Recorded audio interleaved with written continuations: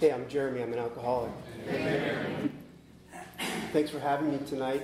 Let me take care of a couple administrative stuff first. My sobriety date is November 20th, 2017. And I'll get into it in a little bit here, but we were just talking about my first AA meeting was mandated by my employer in 1987. That was a while ago. But I am a member of There Is a Solution in Holly Springs. Well, it used to be Holly Springs. It's in Cary right now. And I sponsor guys. When I say I sponsor some folks, what that means for those that don't know is I just walk people through the book Alcoholics Anonymous and through the steps that are here and the traditions. In doing that, I learned everything I need to know about my alcoholism. It's just it's amazing that this program works at all. But it's even more amazing that how well it works if you work it. That's my opinion. But I'll tell you, what happened to me, what it was like, what happened, and what it's like now. And if I was to think of a story that is very dear to me, and it was I don't know, maybe December of 2017, maybe November. But I was in the car with my sponsor, and I had a horrible attitude. I did not want to go to AA.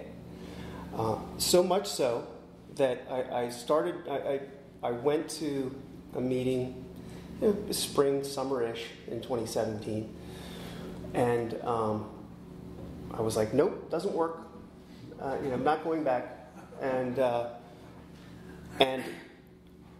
But my family and my therapist, they were like, well, next stop is intensive outpatient. And so I was like, okay.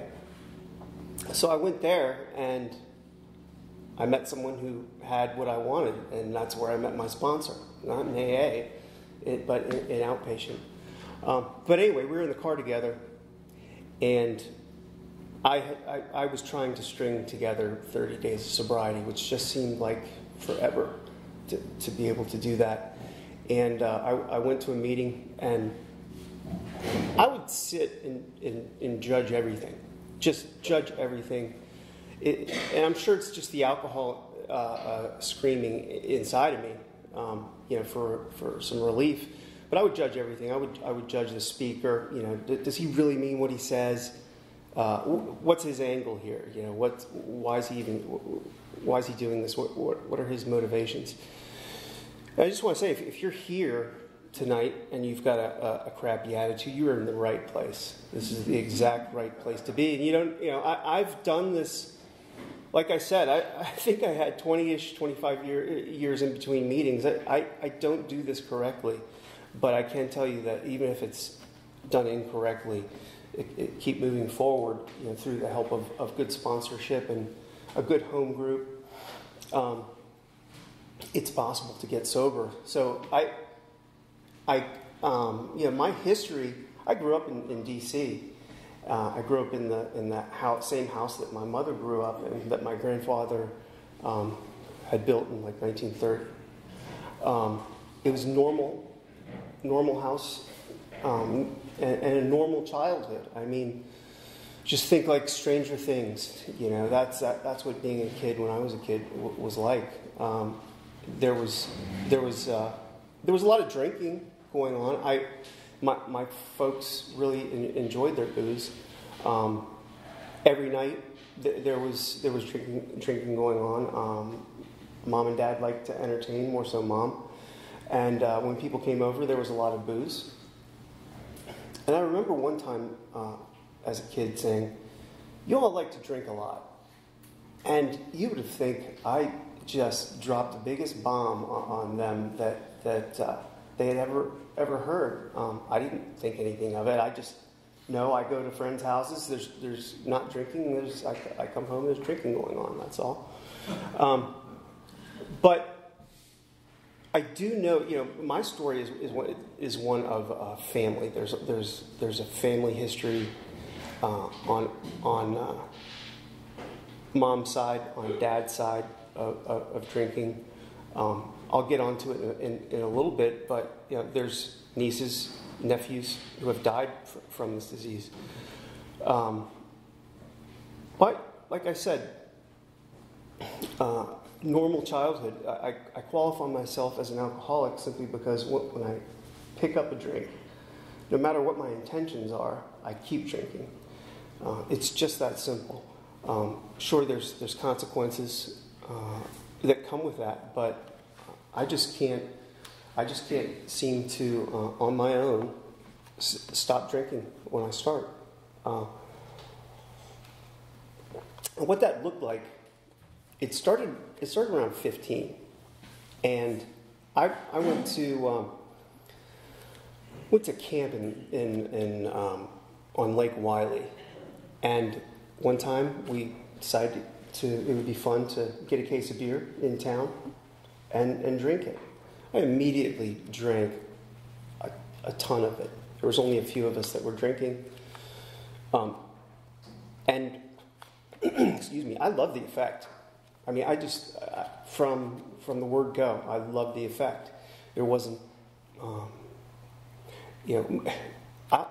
explain it like this. My mom used to take us, she took me, she taught me how to read. She took me to the library. We'd walk up to the library as a kid.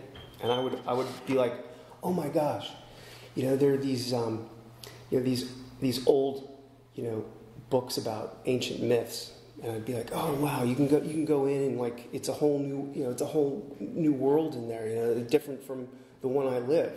Well, as soon as I started to drink alcohol, that's what alcohol to me was like. It was just like this fantastic, a mythical place where I could go and maybe be somebody else, or just not be the regular daily grind.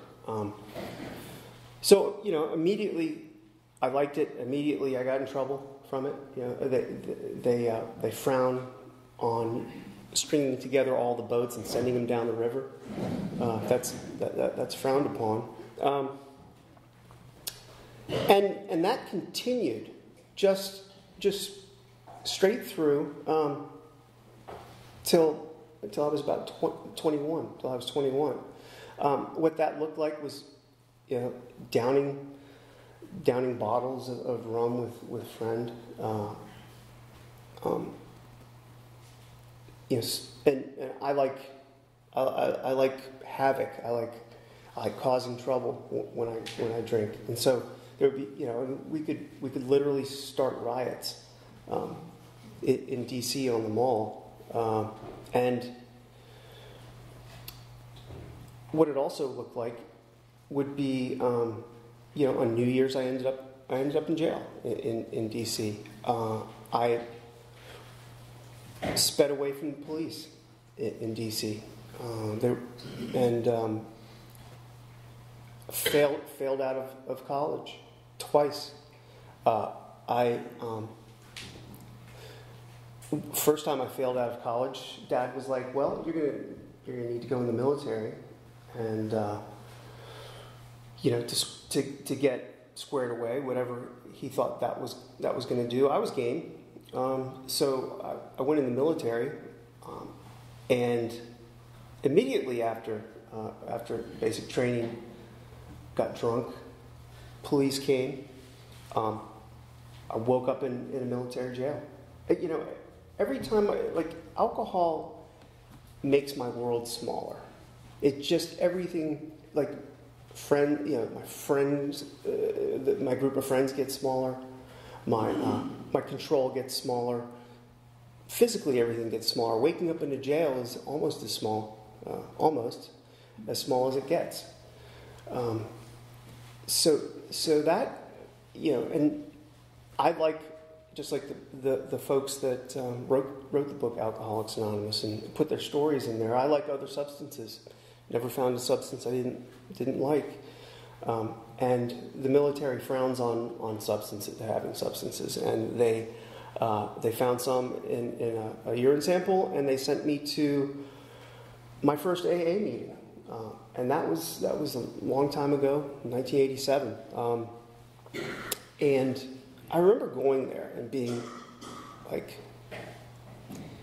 well, I had that bad attitude. I was picking apart everything and everybody. It's a bunch of old people with tattoos and their own mugs with their own names, with their names on them,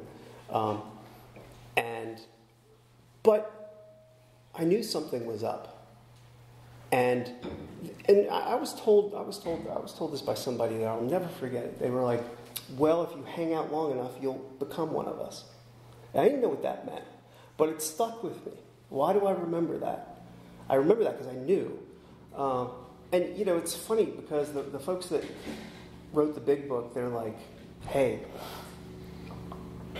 I suspect that there's a lot of young people that need this.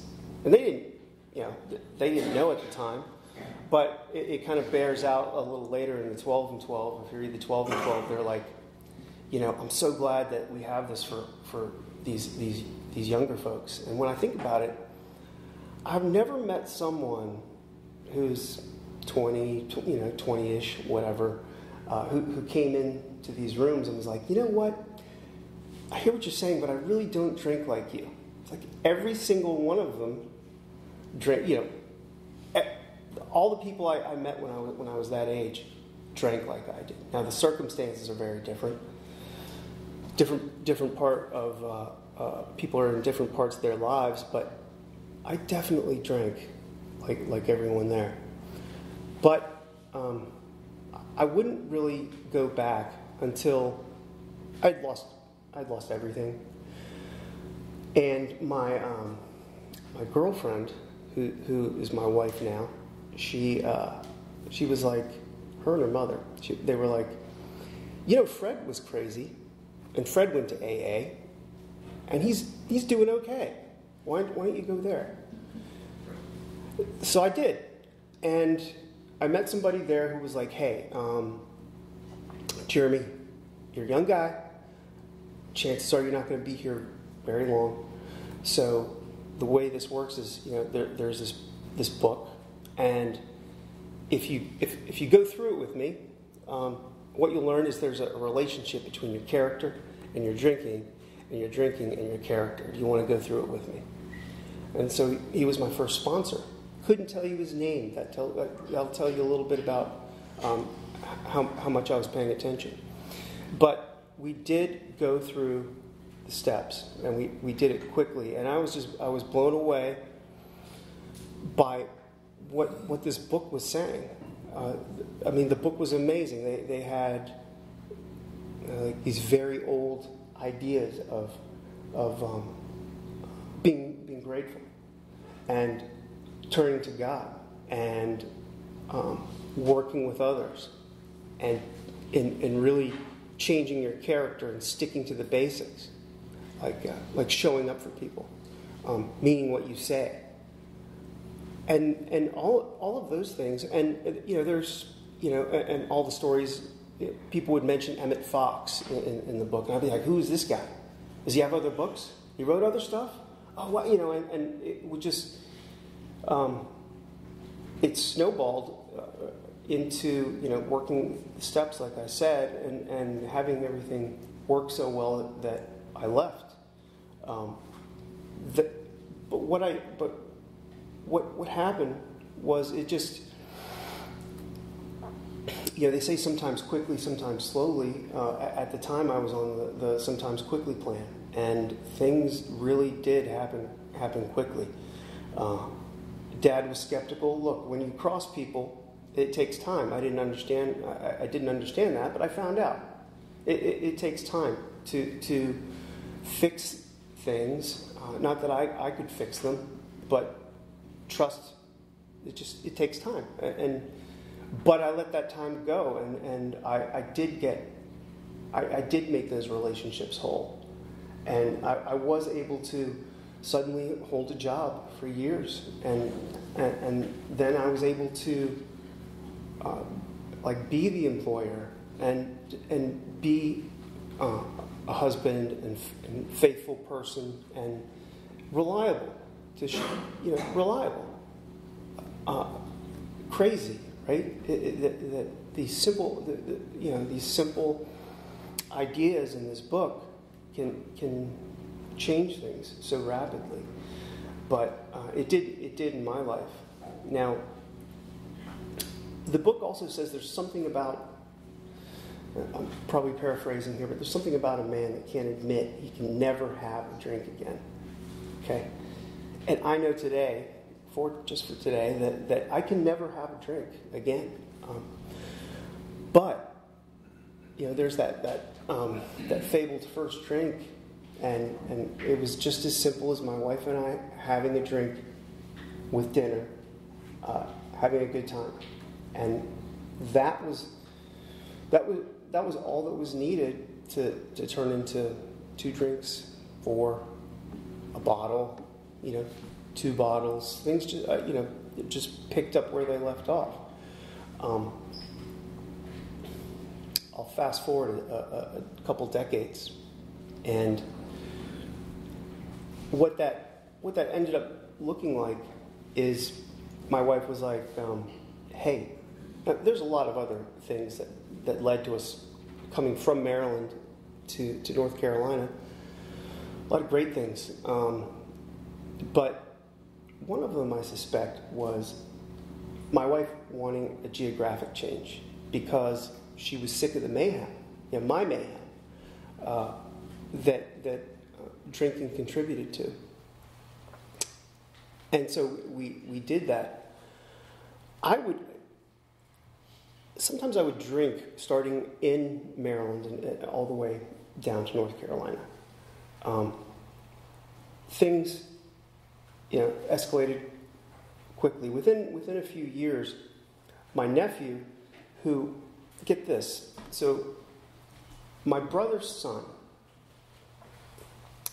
Kevin, he was born, and his dad, my brother, left because he wanted to drink.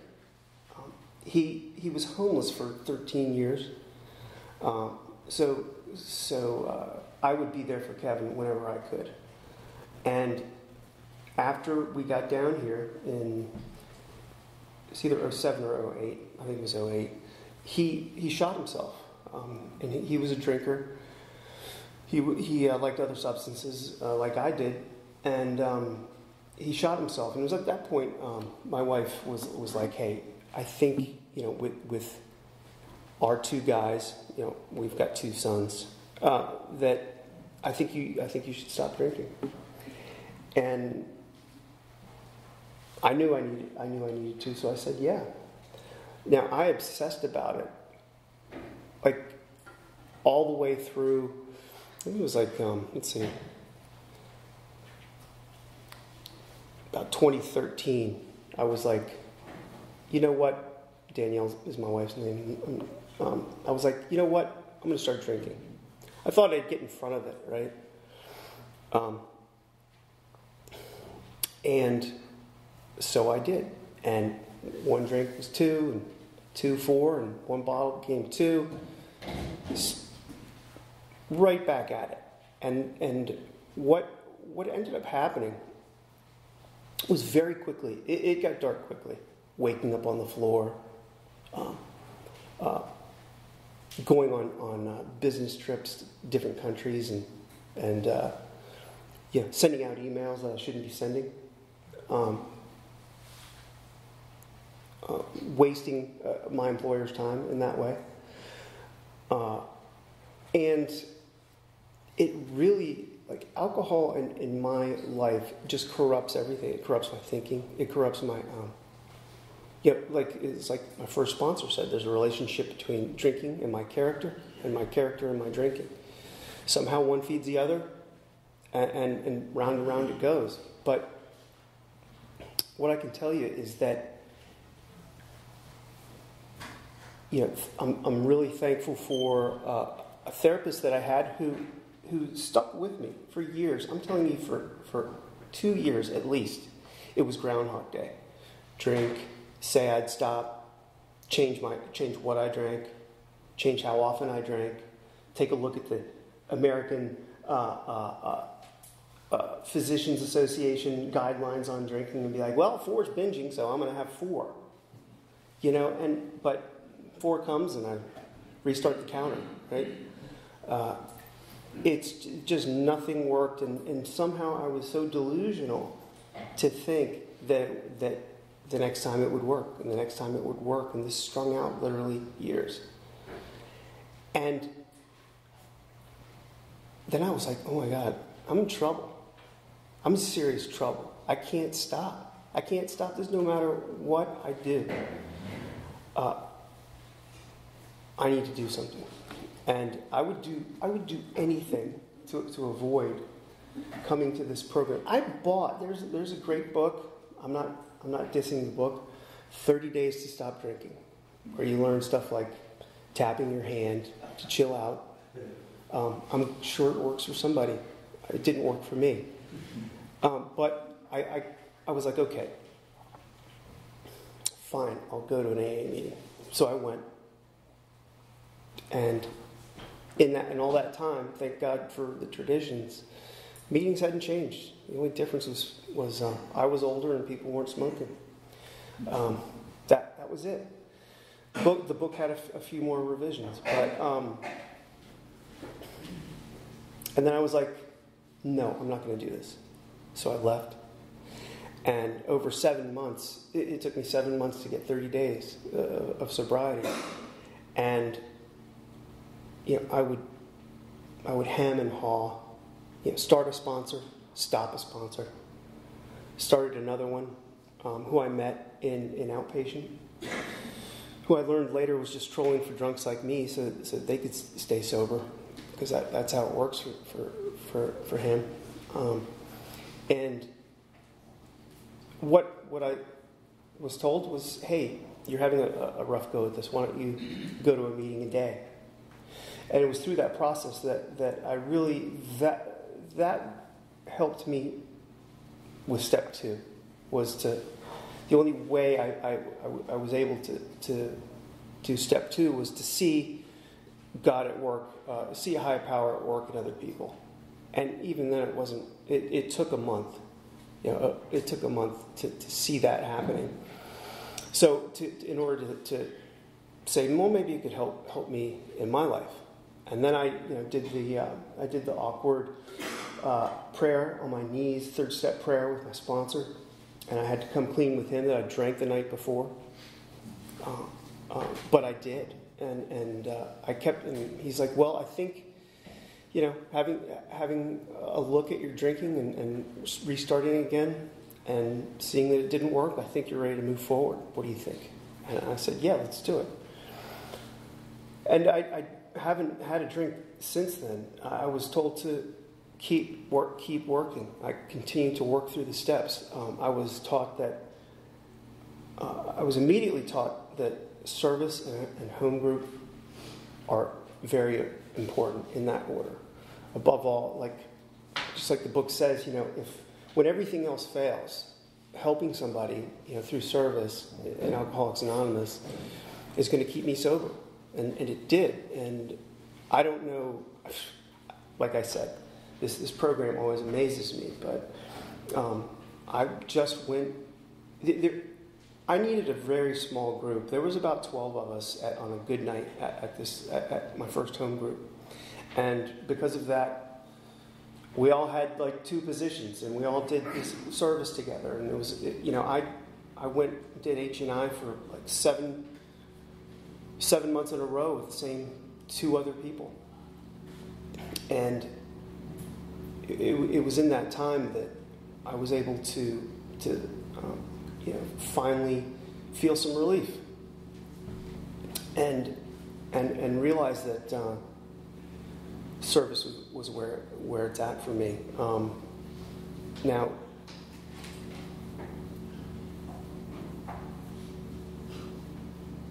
through that whole process, keep in mind that I did not want to be here. I would show up and be like, what does any of this have to do with me waking up on the floor? Really, what does any of this have to do with me waking up on the floor? But it's in the doing. It's a program. It's called a program of action in my view, because it only works by doing it, and there's nothing to understand until it's done. And so service for me is weekly. And when I say I'm really thankful to be here, I really mean that.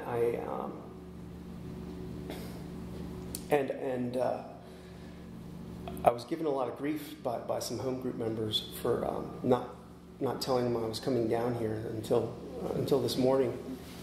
And I don't want to come here because there's going to be people here that I know. I know some of you. I've seen your faces before. I even heard some of your stories, and I thank you for coming up to my home group. But I don't want. I know that service for service sake is where it's at, and I know that my journey with God, in my understanding, is one of action and showing up for people for just that reason. Again, going back to how simple this is, it's like show up, check your motives, and be there for other people. So that was some really good guidance from the book and my sponsor about service. So today, what this looks like is again walking through the steps with other men. I can't overstate how important this is for my sobriety, because someone comes to me and with pick a situation, it doesn't matter, family life, okay. I share what I was told. Page 69. Everybody is sick. Everybody is sick. Everybody needs help.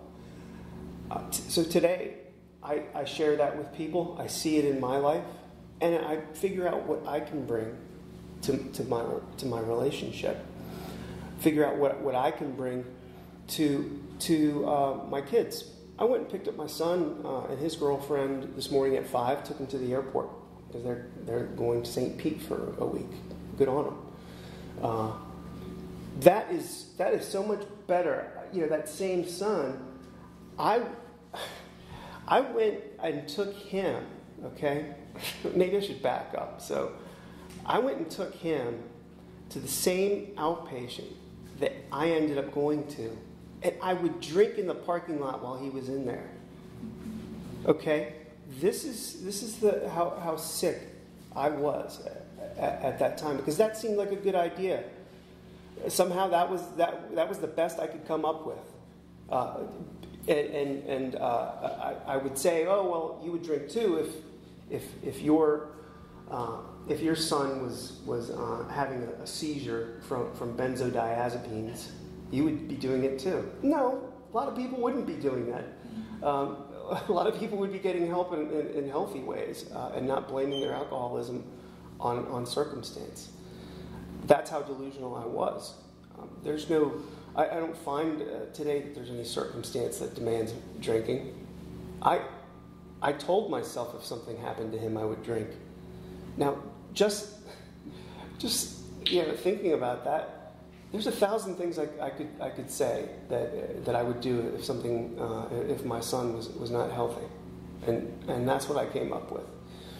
It's a pretty good indication that I might be an alcoholic, but I didn't want to think that.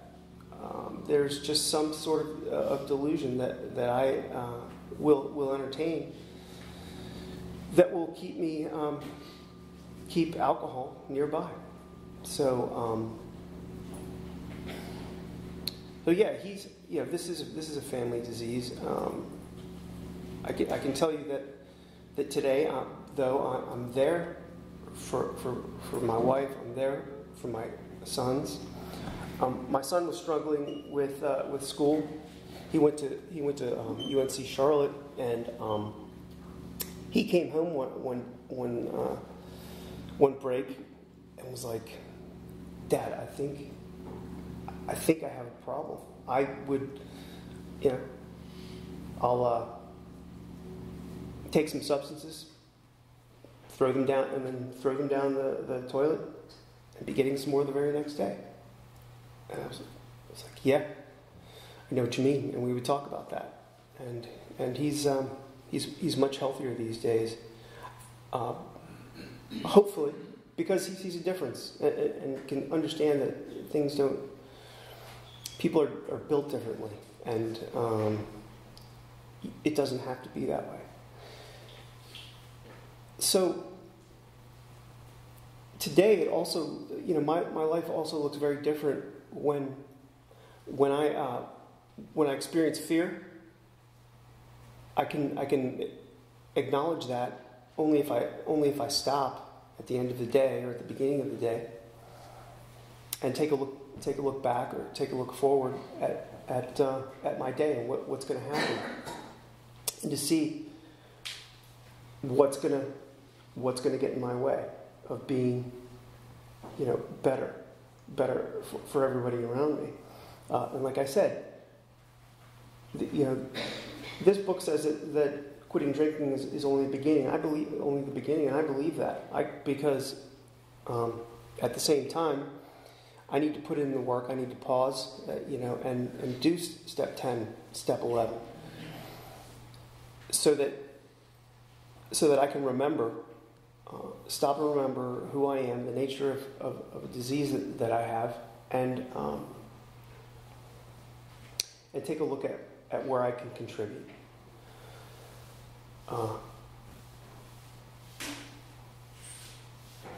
I can also tell you that the way this looks for me today is I have a lot of people that I can call and be accountable to. I know that, look, at home group we've got a cadence where we do step 1, 2, 3, step 1, 2, 3, 1, 2, 3 throughout the month, in different ways, in different formats, and it comes out differently. But I can get the attitude of, well, how many of these meetings do I need to go to? How many? And so I'll always call the same person every single time. Be like, "You going to the meeting?" And she'll say, "Yeah, I'm going." Or she'll say, "Hold on, let me call you back." Call somebody. Call me back, and she'd be like, "Yeah, I'm going." So I always call the same person to get me there. One time I did that, and she said, "Yeah, I'm going." And so 3 of us went to the meeting together, and somebody, a good friend of mine who I had breakfast with this morning, as a matter of fact, was there drinking vodka out of a water bottle, and we drove him home, and I was able to work with him.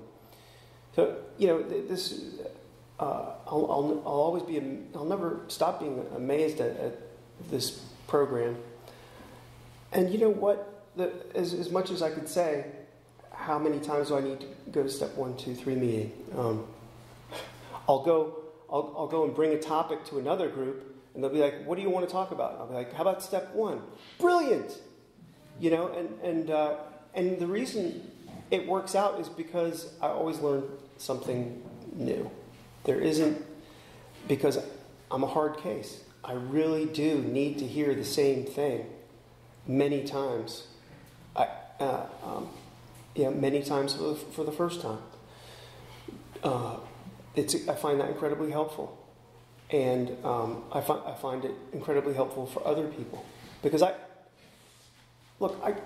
keep it simple with when I help somebody. It's the book. I just read the book. If I'm gonna say something that works, it's gonna be only what I was taught in these rooms by people like you. And a lot of them I've heard over and over again, but then I'll forget, and then one day be like, "Oh yes, there it is again," and then I'll understand. but just enough for that day. I really do believe that this is a 24-hour program in my life, and I get no pass. I have to do the deal. I have to personally. I do need to pray. I do need to say I'm wrong when I'm wrong and fix it. And again, it's only by the doing that I understand. I can't think about it. I want to be in my head about it and be like, oh, this is really cool, and not do anything. But I have to actually do the deal in order for it to be beneficial for another 24 hours. And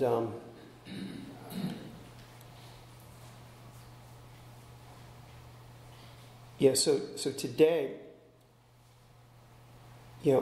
I have to say that I don't. There's so much that I used to be afraid of that I would live in fear, and I didn't quite see that until I was told by my sponsor, "Hey, this sounds like fear," and of course it was. I need to get feedback from folks like you who see it in your own life. I'm convinced. Remember when I said that I really wasn't convinced of a power greater than myself until I saw it work out in other people's lives. That's just so powerful to me. I'm convinced that someone can have a week of sobriety. I could sit down next to them, explain a quick situation, and say, "What do you think I should do?" And they would probably give me some good advice. Why don't you pray about it? Why don't you, and it would be, and because of that, I know that I can find a higher power in these rooms when everything else fails, and be able to find somebody to help and maybe be helpful. So with that, I think I'm going to end a little bit early here, but I really am appreciative of you being here. It is a form of service, especially tonight. But I do want to thank you for that, and I hope that something was helpful. Thanks.